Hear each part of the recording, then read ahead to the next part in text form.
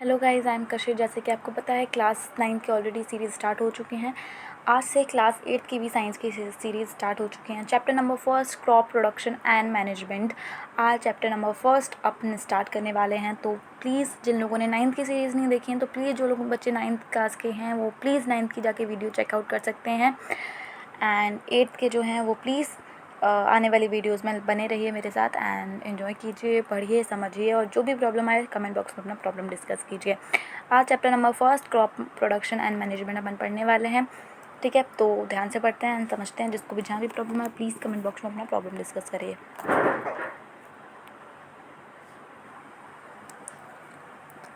तो देखिए क्या लिखा हुआ है। Pali and Bojo went to their uncle's house during the summer vacation. Their uncle is a farmer. One day they saw some tools etc. in the field.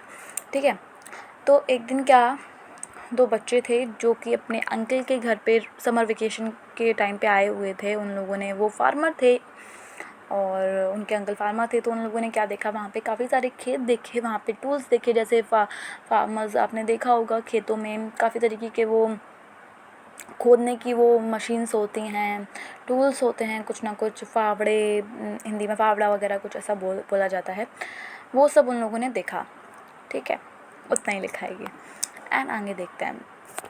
We have learned that all living organism require food, plant and can make their food themselves.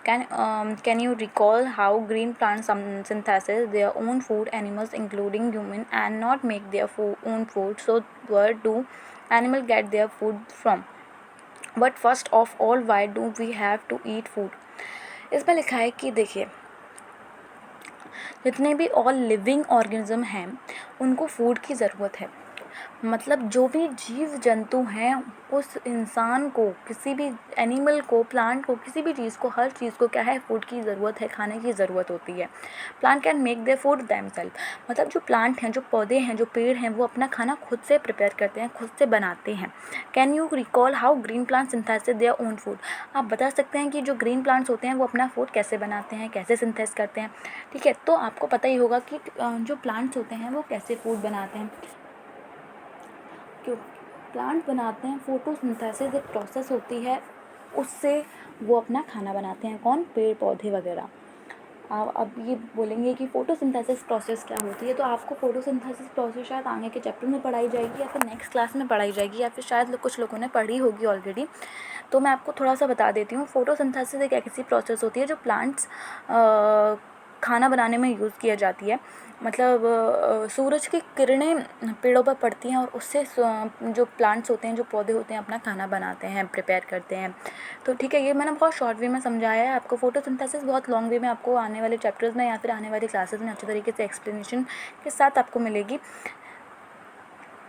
अगर आप चाहते हैं कि photosynthesis की एक separate video आए तो definitely वो 9th 10th ऑफ कोर्स 8 9 10 तीनों क्लासेस के लिए मैंडेटरी होगी। तो मैं वो सेपरेट वीडियो जल्दी से जल्दी पोस्ट करूँगी जिसमें फ़ोटोसिंथेसिस के बारे में मैं बताऊँगी पूरी तरीके से। तो जिन लोगों ने वो वीडियो देखनी है तो प्लीज़ आप लोग वो वीडियो जाके देख लीजिएगा। ठीक है, तो उसमें क्या लिखा है, जो प्लांट्स होते हैं वो अपना खाना खुद बनाते हैं by photosynthesis process. Animal including human can not make their food own. मतलब जो एनिमल्स होते हैं और जो ह्यूमन्स होते हैं, मतलब जो जनजाति होती है, मतलब जो जानवर होते हैं या फिर ह्यूमन बींग्स, मानव जाति के जो लोग होते हैं, वो अपना खाना खुद नहीं बना सकते। ऑफकोर्स वो किसी ना किसी चीज़ पे डिपेंडेंट रहते हैं। जैसे वेजिटेबल्स, जैसे आपने देखा है कि एनिमल्स क्या, उनको हंटिंग करनी है, किसी एनिमल्स को मार के उनको खाना होता है, उनकी हड्डी वड्डी खानी होती है, यू नो दैट। ठीक है, और जो जनजाति होती है, मानव जाति होती है, वो भी किसी ना किसी चीज़ पर डिपेंडेंट रहती है, जैसे वेजिटेबल्स, फ्रूट्स एक्सेट्रा। ठीक है, तो वो खाना अपना खुद नहीं बना सकते, वो डिपेंड रहते हैं किसी और पे कि कोई हमें खाना दे दे तभी हम अपना खाना खा सकते हैं। ठीक है, उसके बाद लिखा है you already know the energy from the food is utilized by organism for the carrying out their various body function such as digestion, and we get our food from plant or animal or both। इसमें लिखा हुआ है कि energy आप सब जानते हैं कि हमारे लिए एनर्जी कितना इंपॉर्टेंट है। एनर्जी कहाँ से मिलती है? अपन को खाने से मिलती है, मतलब फूड से मिलती है, ठीक है। तो मतलब एनर्जी मतलब ताकत आपको किस चीज़ से मिलेगी? खाने से मिलेगी। ऑफकोर्स अगर आप खाना नहीं खाएंगे तो आपके अंदर एनर्जी नहीं होगी, आप चल नहीं पाएंगे, कोई एक्टिविटी नहीं कर पाएंगे। तो अपने लिए एनर्जी के लिए अपन को क्या करना पड़ेगा? अपन को खाना पड़ेगा, ठीक है, जिससे आपके बॉडी फंक्शंस जो प्रॉपरली वर्क कर पाएंगे। जैसे डाइजेशन हुआ, काफ़ी सारी एक्टिविटीज़ होती हैं जो आप खाना खाएंगे तभी आपको सब कुछ सही तरीके से मैनेज हो पाएगा, आपके बॉडी फंक्शन अच्छे तरीके से प्रॉपरली वर्क करेंगे, ठीक है। मतलब आपका खाना पचेगा, सारी चीज़ें प्रॉपरली होंगी तभी, ठीक है। जैसा कि इसमें लिखा हुआ है, जो अपना खाना है वो अपन प्लांट्स और एनिमल्स बोथ से लेते हैं। अपन किस पे डिपेंड है? एंड जो ह्यूमन्स बीइंग हैं वो एनिमल्स और प्लांट्स पे डिपेंडेंट हैं, क्योंकि एनिमल्स अपन को, जैसे काव हो गया, काव अपन को मिल्क देता है, तो अपन एनिमल्स पे डिपेंडेंट है अपने खाने के लिए। और वेजिटेबल्स मतलब प्लांट्स जो अपन को वेजिटेबल्स या फ्रूट्स देती हैं तो अपन प्लांट्स पे डिपेंडेंट है। तो एनिमल्स और प्लांट्स अपन को क्या देते हैं? अपना फूड देते हैं, इसको ह्यूमन बींग्स को, ठीक है। In order to provide food for a large population, regular production, proper management and distribution is necessary. आपने देखा होगा कि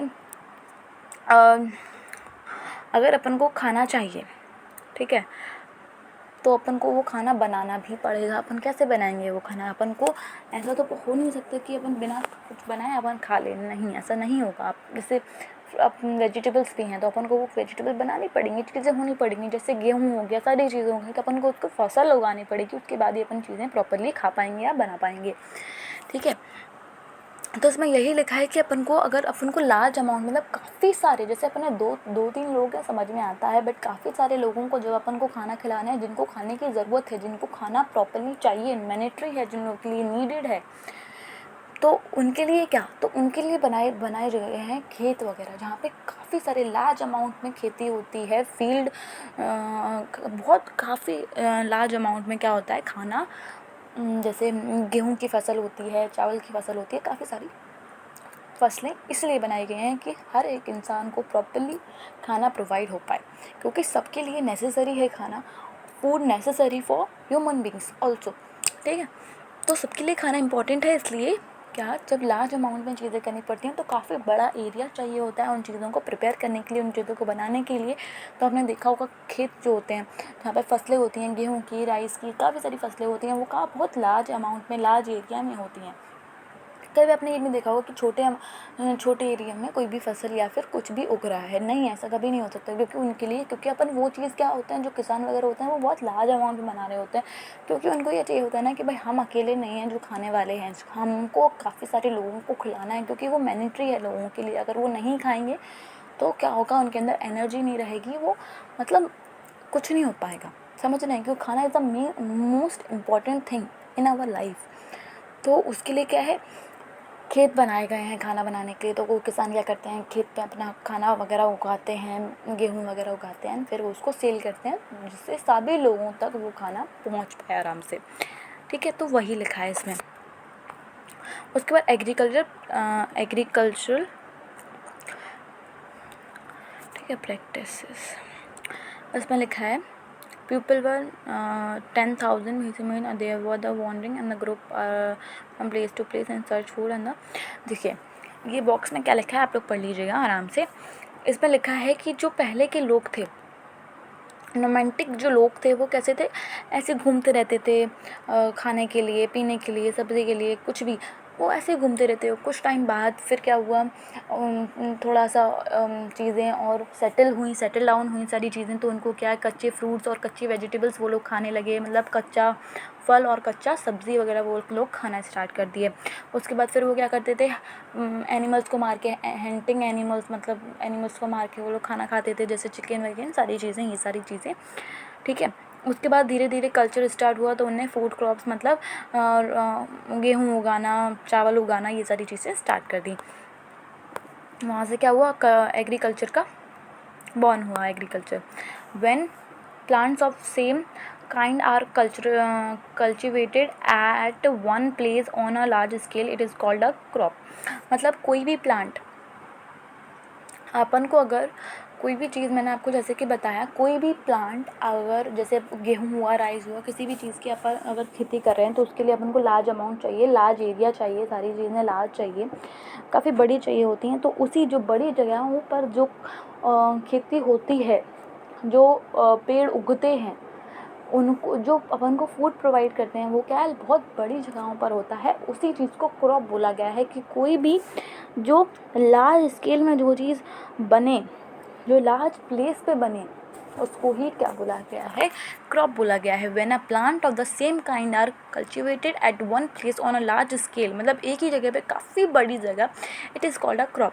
मतलब ऐसी बड़ी जगह जैसे खेत आपने देखी होंगी काफ़ी बड़े होते हैं और वहीं पर ही गेहूँ की, राइस की, सारी चीज़ों की फसलें उगाई जाती हैं। ठीक है। For a example, crop of wheat means that all the plants grow in the field are that of wheat। आपने wheat के मतलब गेहूं के मील देखे होंगे, सरसों के मील, मेनली सरसों के मील लोग बाग देखते हैं कि सरसों का तेल जिस जगह से आता है, जो फैक्ट्री से कह सकते हैं, फैक्ट्री मिल्स वगैरह होते हैं, गेहूं के होते हैं, राइस के होते हैं, काफ़ी सारे तरीके से मिल्स होते हैं, जो उन्हीं को मतलब वो जो पूरा मील होता है, जो पूरा एरिया होता है, उसी चीज़ को क्रॉप बोला गया है। एग्जाम्पल यहाँ पे नोटेड है, आप लोग प्लीज़ चेकआउट कीजिएगा। और मैंने बोला है NCERT is mandatory for you. आपको अगर NCERT पढ़ रहे हैं तो आपको डेफिनेटली आने वाले क्लासेस में हेल्प होने वाली है, और इस क्लास में भी डेफिनेटली हेल्प होगी, क्योंकि आपको आंसर्स बहुत जल्दी याद होने वाले हैं अगर आपने NCERT रीड करी होगी तो। ठीक है। You already know the crop are different type are vegetables and fruit, they are मतलब आपने काफ़ी देखे होंगे कि जो क्रॉप्स होते हैं वो काफ़ी डिफरेंट तरीके के होते हैं, काफ़ी अलग अलग तरीके के होते हैं। जैसे काफ़ी सारी दाल्स होती हैं, आपने देखा होगा कि मूंग दाल, अरहर की दाल, बहुत सारी दाल्स होती हैं, राजमा समथिंग। ठीक है। वेजिटेबल्स मतलब काफ़ी तरीके की सब्ज़ी होती हैं, आलू, टमाटर, बैगन, भिंडी, बहुत सारी तरीके। एंड फ्रूट्स भी, एप्पल, बनाना, केला, समथिंग इस टाइप के फ्रूट्स भी होते हैं, वेजिटेबल्स भी होती हैं, दाल भी होते हैं, बहुत सारी चीज़ें होती हैं जो कि उगाई जाती हैं, जिनको अपन क्रॉप्स की तरह क्रॉप वगैरह की तरह ये भी बड़े लार्ज स्केल में बनाई जाती हैं। ठीक है। This can be classified on the basis of season in which they grow. India is a vast country, the climate condition like temperature, humidity and rainfall vary for a reason. आपने देखा होगा India ही एक इतनी बड़ी जगह है जो ज़्यादा से ज़्यादा चीज़ों को प्रोवाइड करती है दूसरे लोगों के प्रति। मतलब आपने देखा होगा कि इंडिया में ही मोस्टली चीज़ें बनती हैं, उगती हैं। आपने देखा होगा सबसे ज़्यादा गेहूँ अपने इंडिया में होता है, चावल अपने इंडिया में होता है। आपने काफ़ी सारी चीज़ें देखी होंगी, गेहूँ, चावल, राइस, एवरीथिंग अपने इंडिया में ज़्यादा से ज़्यादा ग्रो होता है, अपने इंडिया में ज़्यादा से ज़्यादा बनता है, उगता है। ठीक है। अब इसमें क्या लिखा है, काफ़ी सारे अपने मतलब इंडिया में क्या होता है, क्लाइमेट कंडीशंस होती हैं, टेम्परेचर को कभी टेम्परेचर ज़्यादा हो रहा है, कभी टेम्परेचर कम हो रहा है, उसकी वजह से भी चीज़ों पे अफेक्ट पड़ता है। जैसे आपने देखा होगा मैंगोज़ हैं तो वो समर में ही आते हैं, गर्मियों के सीज़न में ही मैंगो आम आते हैं, अदरवाइज़ आपने देखा होगा कि नहीं आते, सर्दियों में आते हैं क्या, नहीं आते। तो ऐसे कुछ चीज़ें होती हैं, जैसे फ्रूट्स हुए, वेजिटेबल्स हुई, बहुत सारी चीज़ें होती हैं जो अपने अपने टेम्परेचर वाइज आती हैं, अपने अपने सीज़न वाइज आती हैं। तो इसमें वही लिखा है कि कुछ चीज़ें बारिश में आती हैं, कुछ चीज़ें ह्यूमिडिटी मतलब नमी, हवा में नमी होना, टेम्परेचर कम ज़्यादा होना, रेनफॉल मतलब बारिश के सीज़न में, मतलब ऐसी तरह सीज़न में आई जाती हैं, पाई जाती हैं। आपने देखा होगा काफ़ी सारी वेजिटेबल्स, फ्रूट्स, सभी चीज़ें जो भी ग्रो होती हैं वो टेम्परेचर पर डिपेंड करती हैं, वो सारी चीज़ों पर डिपेंड करती हैं, क्लाइमेट पर डिपेंड करती हैं कि सर्दी है, गर्मी है, बारिश है, उस चीज़ों पर डिपेंड करती हैं कि कौन सी चीज़ का उगने का कौन सा टाइम होता है, कौन सा सीज़न होता है, वो देखेंगे अपन।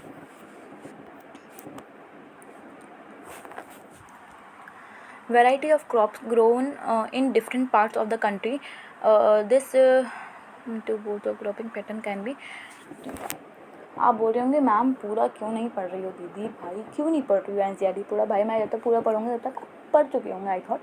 तो मुझे पूरा पढ़ने की ज़रूरत नहीं है, क्योंकि आपको हिंदी में समझाना है और इंग्लिश में तो आप खुद ही समझ जाएंगे। मेरे को जितना इंपॉर्टेंट है मैं उसको रीड कर रही हूँ, एंड आप लोगों से मैं इसलिए कम रीड कर रही हूँ क्योंकि मैंने रीड किया हुआ है, आपके लिए छोड़ रही हूँ कि आप लोग इंग्लिश में रीड कीजिए, क्योंकि हिंदी में तो मैं आपको एक्सप्लेन कर ही रही हूँ, क्योंकि हिंदी में एक्सप्लेन करने के बाद आप जब इंग्लिश में रीड करेंगे तो आपको बेटर तरीके से समझ में भी आ जाएगा। ठीक है। तो उसमें क्या लिखा है, जो वैरायटी ऑफ क्रॉप्स, मतलब काफ़ी तरीके से वैरायटी होती है, जैसे कि मैंने बताया कि अलग अलग प्रकार के क्रॉप्स होते हैं। ठीक है। वो क्या होता है, different parts of the country, मतलब अपने जो इंडिया की कंट्री के अलग अलग जगहों पर अलग अलग क्रॉप की उपज होती है, अलग अलग जगह पे फसलें आपको देखने को मिलेंगी। जैसे गेहूँ शायद अपने एमपी में ज़्यादा उगता है, सरसों बहुत ज़्यादा उगती है एमपी में। और साउथ इंडिया में आप देखेंगे तो चावल वगैरह की ज़्यादा वो होती है। कॉफ़ी के बीजेज़ होते हैं, आपने देखा होगा कि साउथ इंडिया में ज़्यादा शायद उनकी खेती वगैरह होती है। तो मतलब काफ़ी सारी अलग अलग कंट्रीज़ में सारी चीज़ों का अलग अलग डिस्ट्रीब्यूशन हुआ गया है कि कौन सी कंट्री में, जैसे आपने देखा होगा कि कश्मीर में ठंड ज़्यादा रहती है तो एप्पल वहाँ पे काफ़ी ज़्यादा लोगों ने देखा होगा कि एप्पल वहाँ पे ज़्यादा तरीके से उगते हैं, पेड़ बहुत ज़्यादा हैं वहाँ पे, क्योंकि सबके अलग अलग, मैंने बताया कि अलग अलग क्लाइमेट सीज़न के अकॉर्डिंग डिपेंड करते हैं वेजिटेबल्स और फ्रूट्स सारी चीज़ें। तो वही इसमें दिया हुआ है। ये 2 टाइप के होते हैं, एक कार्फी क्रॉप्स होता है और एक राबी क्रॉप्स होता है। तो कार्फी क्रॉप्स क्या होता है, the crop which are sown in the rainy season are called the kharif crop. जो ऐसी फसलें जो बारिश के टाइम पे, बारिश के सीज़न में पाई जाती हैं, देखी जाती हैं, उनको कार्फी क्रॉप्स कहते हैं। The rainy season in India generally from June to September. तो जून से सितंबर के बीच का जो टाइम होता है वो होता है रेनी सीज़न का, मतलब बारिश के मौसम का जो टाइम होता है वो जून से सितंबर के बीच में होता है। और जो बारिश का सीज़न में जो भी वेजिटेबल्स या फ्रूट्स उगते हैं, जिनकी उपज होती है, जिनकी खेती होती है, वो इसी टाइम पे होती है। अब आप देख रहे होंगे इनके एग्जांपल्स ये लिखे हुए हैं, पैडी, मेज़, सोयाबीन, ग्राउंडनट एंड कॉटन। ये सारे क्या हैं, कार्फी क्रॉप्स के एग्जांपल्स हैं। तो मतलब ये सारी जो चीज़ें हैं वो बारिश के मौसम में ही उगती हैं। इनको आप समर में उगाएंगे नहीं उगेंगी, आप विंटर में उगाएंगे नहीं उगेंगी। इनका जो टाइम है, इनका जो सीज़न है, ये उसी टाइम पे आपको देखने को मिलेंगी, उगने को मिलेंगी। अब सेकंड वाला है rabi crop. The crops grow in the winter season October to March are called rabi crops. मतलब राबी क्रॉप वो क्रॉप्स होती हैं, वो फसल होती है जो सिर्फ सर्दियों में आपको देखने को मिलेंगी, जिनकी खेती सिर्फ सर्दियों में होती है, मतलब विंटर सीजन में ही होती है सिर्फ। किनके बीच में, अक्टूबर से मार्च के बीच में जो खेती होती है वो अपना राबी क्रॉप्स वाला होता है। ठीक है, ये कितना होता है, अक्टूबर से मार्च तक के बीच में। ठीक है, इनके एग्जाम्पल्स हैं वीट, पिंक, मस्टर्ड एंड लैंसीड्स। मतलब सरसों हो गया, गेहूँ हो गया, ये मटर हो गया, ये सारे एग्जाम्पल्स क्या हैं, जो सर्दियों में ही इनकी फसलें होती हैं, सर्दियों में ही ये सारी चीज़ें उगती हैं। ये इनका टाइम होता है, इनका सीज़न होता है कि ये प्रॉपरली अपने आप को अच्छी तरीके से बना पाएँ, अच्छी तरीके से उग पाएँ, अच्छी तरीके से इनकी फसल हो पाए, अच्छी तरीके से इनकी खेती हो पाए। सारी चीज़ें मैंडेटरी होती हैं सबको संभालने के लिए। टेम्परेचर मेंटेन करना पड़ता है। वेजिटेबल्स या फ्रूट्स, किसी भी चीज़ को अगर आप मैनेज कर रहे हैं तो आपको क्या करना पड़ेगा, उनका सीज़न वाइज उनको डिस्ट्रीब्यूट करना पड़ेगा। मतलब सीज़न वाइज आपको देखना पड़ेगा कि कौन से सीज़न में कौन सी वेजिटेबल या फ्रूट की फसल हो रही है। ठीक है, आज के लिए इतना ही काफ़ी है। आने वाले वीडियोज़ में 1.2 basic practices of crop production, ये सारी चीज़ें देखेंगे। अभी तक के लिए इतना काफ़ी है, जितना मैंने आपको बताया। आप लोग प्लीज़ अच्छी तरीके से पढ़िएगा, चैनल को सब्सक्राइब कीजिएगा, वीडियो को लाइक कीजिएगा, और जिसको भी जहाँ भी कुछ भी डाउट हो प्लीज़ कमेंट बॉक्स में अपना डाउट शेयर कीजिएगा। Thank you so much.